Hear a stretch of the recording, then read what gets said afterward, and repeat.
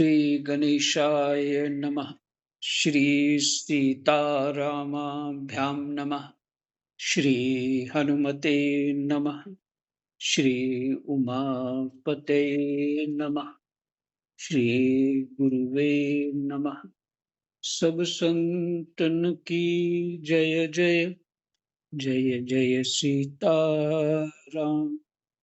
राधे श्याम।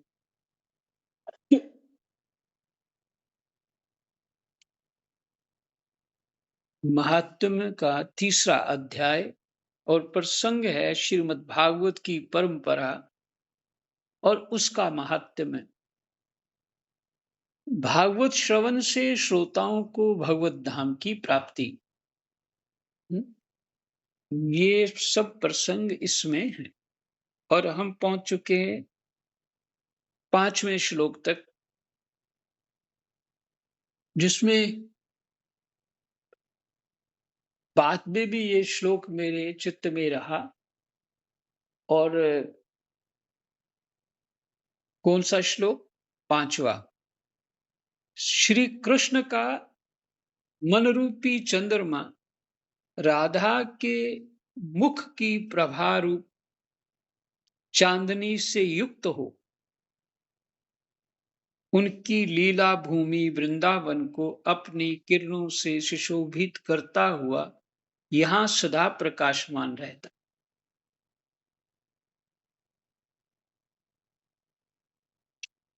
श्री कृष्ण का मन रूपी चंद्रमा अर्थात उनका मन राधा के मुख की प्रभा रूप चांदनी से युक्त हो। अच्छा, राधा जी को मुझे भाव क्या लगा? आप लोग अपना भाव लगाइए। भगवान तो राधा जी को ही, उनकी आत्मा है, इसलिए उनको आत्मा राम भी कहते हैं। तो राधा जी को देखते हैं तो चित्त मन प्रसन्न हो जाता है। तो मन प्रसन्न होना मन का वही प्रभा है।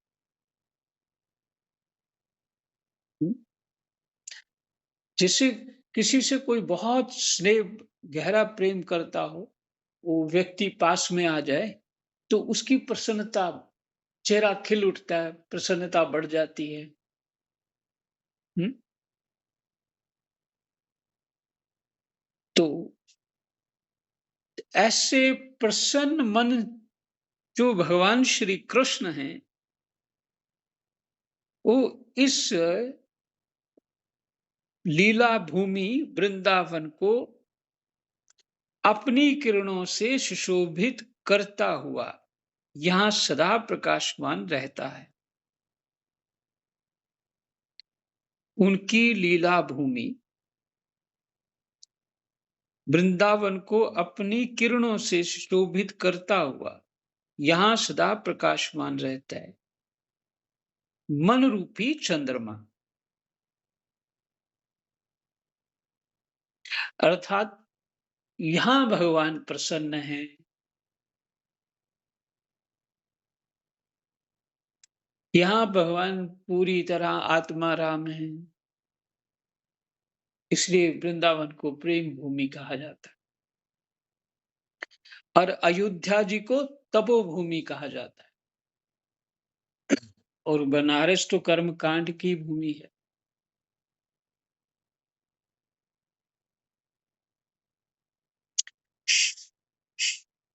श्री कृष्णचंद्र नित्य परिपूर्ण हैं। प्राकृत चंद्रमा की भांति उनमें वृद्धि और क्षय रूप विकार नहीं होते। अब चंद्रमा है, कल्पना करी गई, चंद्र भगवान के मन को चंद्रमा के समान माना गया। तो चंद्रमा में दोष होते हैं, एक तो उसमें दाग धब्बे हैं और दूसरा वो घटता बढ़ता है कृष्ण पक्ष और शुक्ल पक्ष में। तो श्री कृष्णचंद्र नित्य परिपूर्ण है। वो ऐसे चंद्रमा है जो घटते बढ़ते नहीं हैं, परिपूर्ण हैं। प्राकृत चंद्रमा की भांति उनमें वृद्धि और क्षय रूप विकार नहीं होते। माने क्षय माने घटना और वृद्धि होना, ये तो आप जानते ही। ये विकार नहीं है, क्योंकि श्री कृष्णचंद्र नित्य परिपूर्ण है, नित्य है, परिपूर्ण है।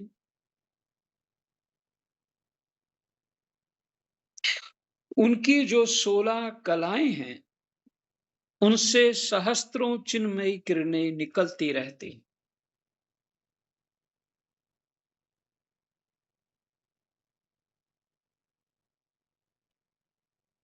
उनकी जो 16 कलाएं हैं, उनसे सहस्त्रों चिन्मयी किरणें निकलती रहती। इससे उनके सहस्त्रों भेद हो जाते हैं।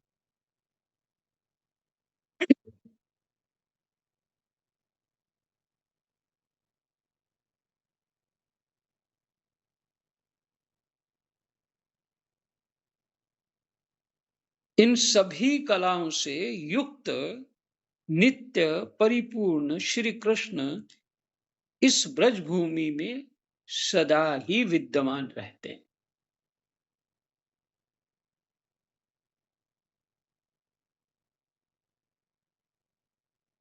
उनकी जो 16 कलाएं हैं, उनसे सहस्त्रों चिन्मय किरणें निकलती रहती।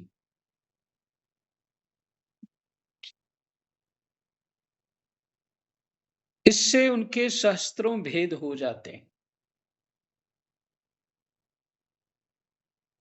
अच्छा, तो किस कहीं से प्रकाश हो रहा हो, तो वो तो सहस्त्रों किरणें होती हैं। सहस्त्रों क्या, लाखों होती हैं।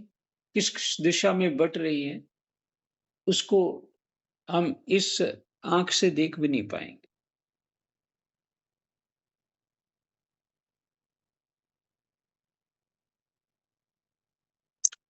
इसलिए कहा, इनके सहस्त्रों भेद हो जाते हैं।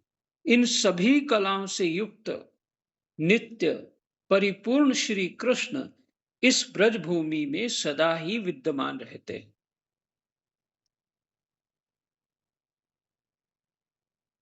इस भूमि में और उनके स्वरूप में कुछ अंतर नहीं है।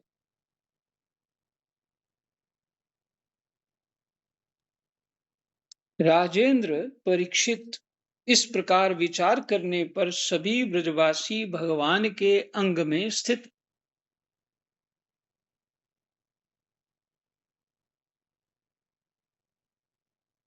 राजेंद्र परीक्षित, इस प्रकार विचार करने पर सभी ब्रजवासी भगवान के अंग में स्थित हैं।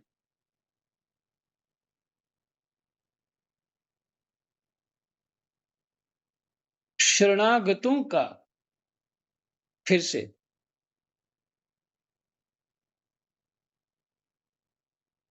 इन सभी कलाओं से युक्त नित्य परिपूर्ण श्री कृष्ण इस ब्रज भूमि में सदा ही विद्यमान रहते हैं।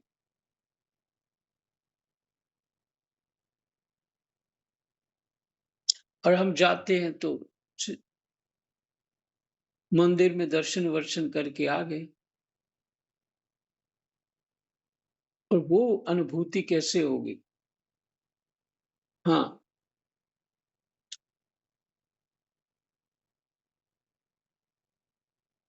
कुछ महीने वहां रहा जाए और फिर वो अनुभूत थोड़ा बहुत होता है।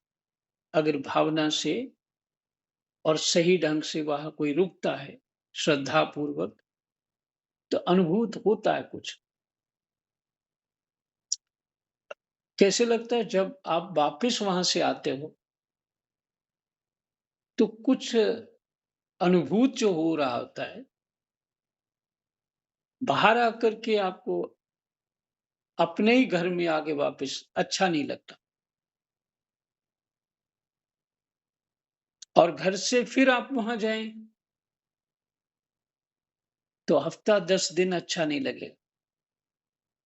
मैंने वहां भी मन, वो सुख नहीं आएगा। अभी हफ्ता 10 दिन बीत जाएगा, किसी को ज्यादा समय भी लग सकता है, अगर चित्त ज्यादा ही बिगड़ गया। तो फिर धीरे-धीरे वहाँ कुछ मन लगने लगता है, अच्छा लगने लगता है। तो वो कुछ है, जो सब ऐसे चक्कर लगाए, दर्शन कराए, हैं जी? और कुछ गुण दोष देख के आ गए, उससे कुछ नहीं होता। इसलिए साधक लोग तो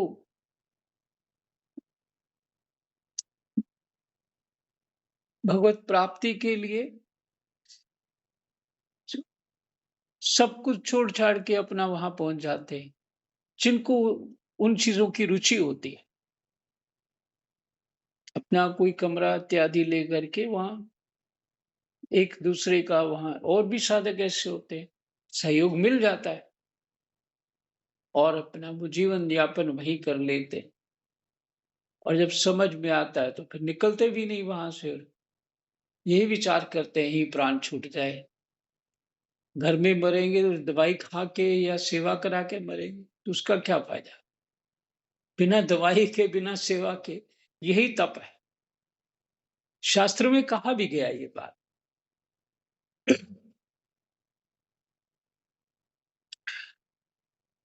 कि जो शरीर छोड़ते हैं वो घर में ना छोड़ें। क्यों कहा गया है? इसलिए पहले लोग वानप्रस्थी हो जाते थे। घर में रहेंगे तो उन्हीं की याद आएगी, जो पास में पहले से सेवा करते हैं, उन्हीं की भी याद आएगी, वो ही चित्त में रहेंगे। और बाहर होंगे तो कोई व्यवस्था व्यवस्था या कोई सेवा करने वाला नहीं है, तो भगवान ही याद आएँगे। एकांत में सिर्फ भगवान ही याद आते हैं, और कोई याद नहीं आता।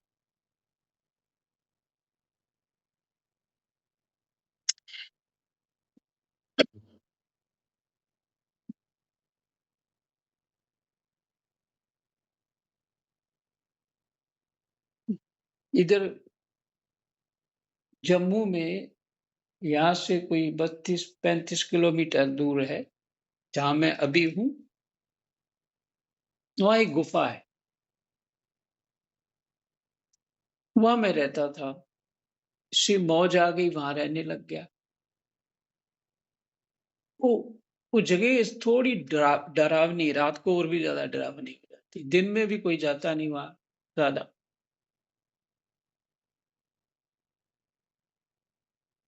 लोग जंगल में जाते हैं, लकड़ी-पकड़ी लेकर के अपनी बकरी, गाय चरा के आ जाते हैं, बस इतना ही है। तो मेरे को पता नहीं कि ओ शास्त्र पढ़ने से ही ऐसा चित्त में वैराग्य सा हो गया और निर्भय भी हो गया, है ना? ये सभी करने से ऐसा हो जाता है, निर्भय भी हो गया। मैं वहाँ चला जाता रहता और रात में पक्षियों की मुझे लगता है पक्षियों की आवाज़ें होती और पक्षी विचित्र-विचित्र आवाज़ें निकालते हैं, लोग डर जाते हैं। तो मैं वहाँ रहता तो कभी-कभी डर लगने लग जाता और जैसे मेरी बुद्धि उस जो पढ़ा हुआ है, उसके अनुसार अपनी बुद्धि में जो ज्ञान चलने लगता, तो निर्भय हो जाता और जब ये भूल जाता कि ये कैसी आवाज़ आ रही है, तो डरने लग जाता और फिर वही बुद्धि में चलने लगता, कोई दूसरा है नहीं, परमात्मा के अतिरिक्त तो संसार में कोई है ही नहीं, तो किससे भय करूँ? बुद्धि में उस समय अलग स्थिति थी, तो किससे भय करना? लेकिन इस सभी लोग ऐसा नहीं करना चाहिए, जो मैं बोल रहा हूँ, वैसा नहीं करना चाहिए। लेकिन परमात्मा के अतिरिक्त तो वास्तव में कोई है नहीं। तो मुझे वहाँ अच्छा लग रहा था, मैं रह रहा। पर ऐसे होने लग गया जैसे प्राणायाम हो जाता है। प्राणायाम अच्छी तरह किसी का हो जाए, तो एकदम चित्त शुद्ध हो जाता है। क्योंकि सारा ध्यान वो बार-बार डर लगता और भगवान ही याद आते। डर लगता, भगवान ही याद आते, पर छोड़ता भी नहीं वहाँ से। और हार्ट की स्थिति ठीक नहीं थी। वो हार्ट की भी दवाइयाँ खा रहा था और मन निर्भय भी है। और उस जगह पे बिच्छू बहुत थे, बिच्छू बहुत थे, पर फिर भी निर्भय था चित्त।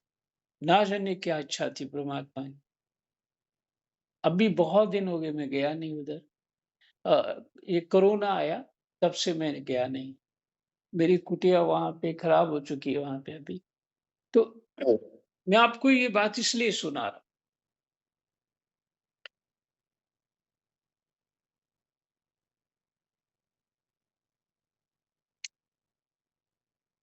हूँ। घर में मरने से क्या होता है कि वही लोग याद आएँगे, फिर हमारा जिनको देखते-देखते हम मरेंगे, वो फिर चित्त वहीं उन्हीं के घरों में फिर जन्म हो जाएगा। तो चित्त परमात्मा में कैसे ना कैसे करके, पैसे दे करके दुःख मोल लिया जाए, तो भी परमात्मा की याद आ जाए, हुँ, मरते समय, तो वो बहुत सस्ता है। ते मेरा जीवन, मेरा प्राण जो छोड़ूँ वो बड़े कष्ट ना हो, ये सब बातें ठीक नहीं। प्र प्राण परमात्मा की स्मृति में छूटना चाहिए। उसके अतिरिक्त किसी पे भरोसा होना ही नहीं चाहिए।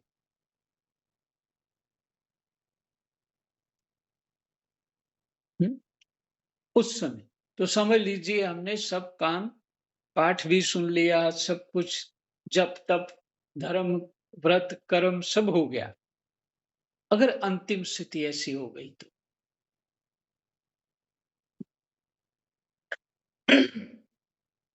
हाँ, एक और युक्ति बता रहा हूँ।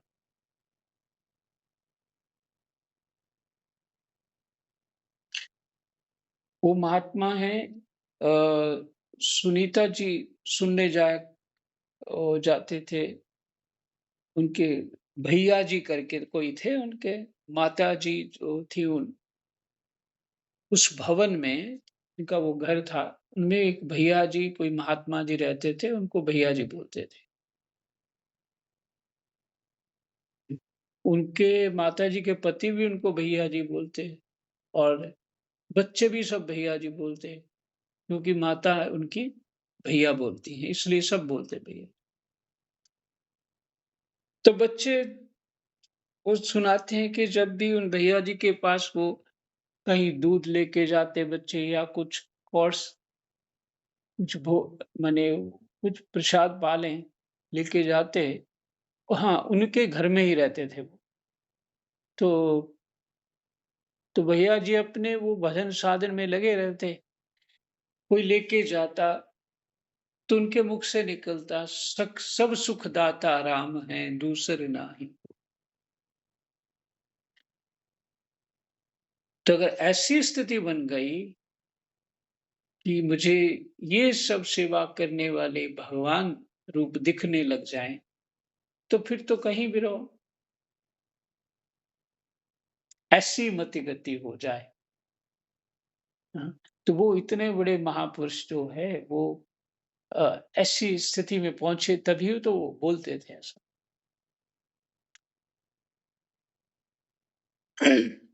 जो भी हो, अजामिल के प्रसंग में आपने सुना ही है कि अपने पुत्र को बुलाया, नारायण, नारायण आ जाओ। तो पुत्र को बुलाया तो भगवान के पार्षद तुरंत आ गए, क्योंकि यमदूत दिखे थे उसको, प्राण लेने आए थे, तो यमदूत ने बचा लिया।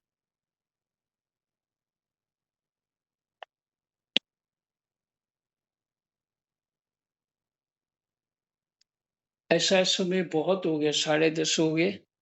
आज यहीं विश्राम कर देते हैं, फिर सुबह पाठ करेंगे। जय जय सीताराम, राधे श्याम, कृष्णाय वासुदेवाय, हरये परमात्मने, प्रणतः क्लेशनाशाय गोविन्दाय नमो नमः।